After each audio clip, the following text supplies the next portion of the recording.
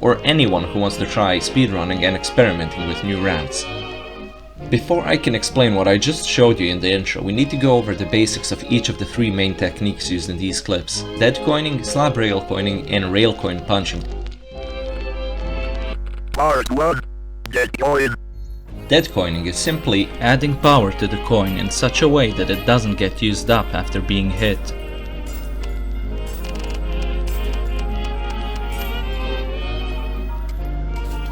If you recall from Herb's video, coins have 4 phases after being thrown. The initial dead coin period, where the coin will absorb any hits can hit, but won't reflect it.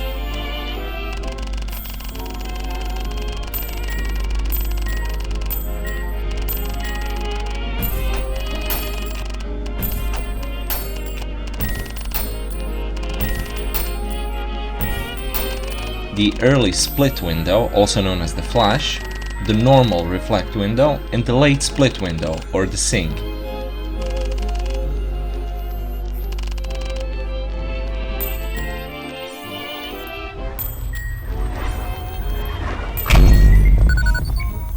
Coins will add 1 power for every hit or punch. As you can see in the video, punching stops adding power after power reaches 5. The punch damage can go even higher, but only when bouncing coins off of enemies. Unfortunately, this is impractical and almost never used.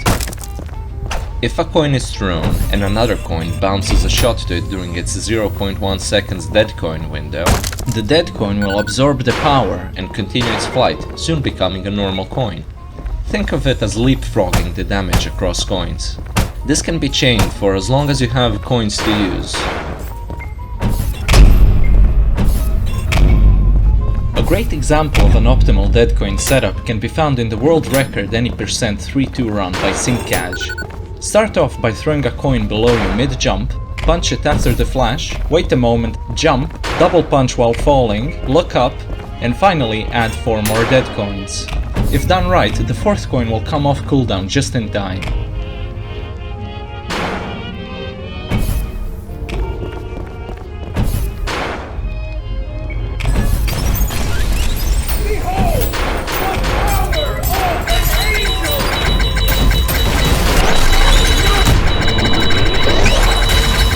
An alternate setup would be 5 punches, allowing us to generate an additional coin, followed by 5 more dead coin adds. Coins can also be added to the dead coin during their split window, and they can have the following interactions. Both split shots can go to the dead coin, one can go to the coin and the other in a random direction, or your dead coin gets used up because you messed up the timing.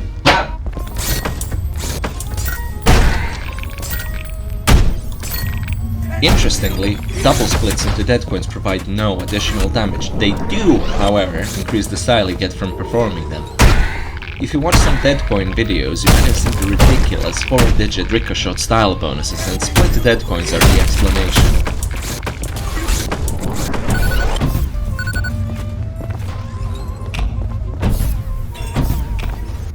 Part 2. Slab rail coin.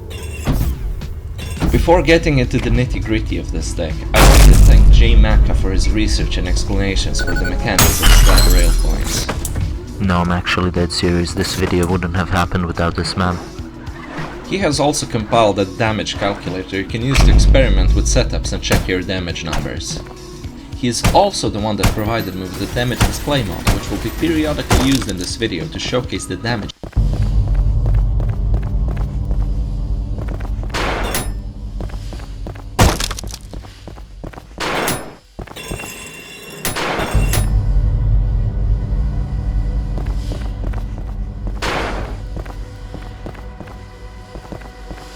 Slab piercer charge shot through an enemy into a coin, immediately swapping to a rail cannon and doing the same before the coin respawns.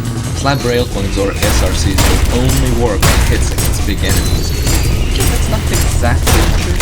They can be done out of midair, but there's no point in doing that for not all that much damage. Using SRCs against non-boss enemies is not only wasteful, as you're using between 1 and 4 coins, a slab charge and a rail cannon charge. But is also trickier to land because both shots need to pass through the enemy for this tech to work.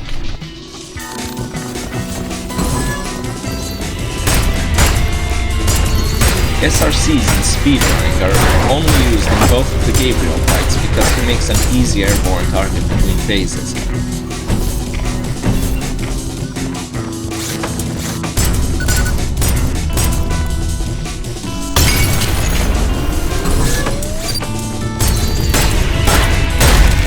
Slab rail cannon is at the moment a janky tech, much like ultrakrill was when it was first discovered.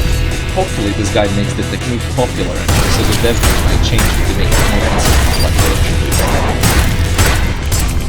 Depending on the timing, slab rail coins can be split into 3 tiers. Tier 1 is early timing, Tier 3 is late, and Tier 2 is somewhere in between. The rough timing estimates are on screen for you to see. Like I said, these are just rough estimates. The time between slab hits is roughly 48 milliseconds.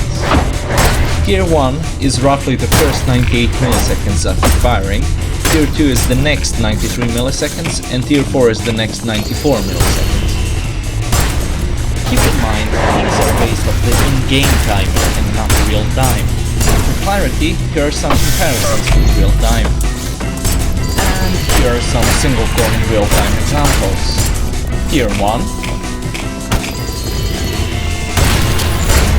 Tier 2,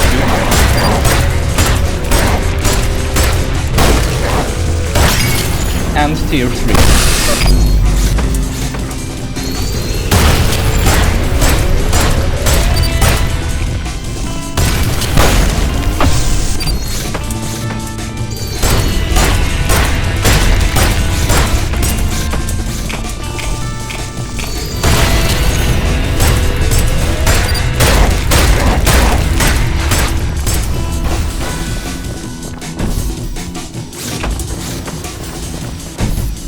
The tier of SRC will also determine the damage type. This can drastically affect the effectiveness of this tech. Flesh Prison, for example, is resistant to rail cannon damage, boasting an impressive 50% resistance.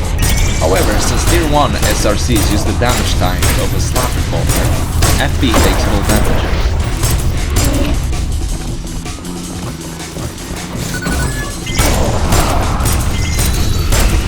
Other methods are generally preferred by speedrunners against Flesh Prison, but it is all subject to change in future updates, or if somebody thinks of a new route. JMecha explains the damage type of SRCs nicely when he said Tier 1 is slab super buff, Tier 2 is rail super buff, and Tier 3 is just slab and rail individually reflecting off its standard cost. Another quirk of SRCs is the coin interactions. Slab rail coins will always target other coins. However, rail coins will only target other coins when they pass through the enemy again. Because of this, using a single buff to dead coin is generally preferred in speedrunning circles because of consistency. One of the easiest practical applications of slab rail coining is in the second fight of Gabriel, as it's a short way to get to his fight after every restart, and he starts fairly high in the air above. Firstly, stand as close to Gabe as you can, then wait until Gabriel says "relish" in his monologue.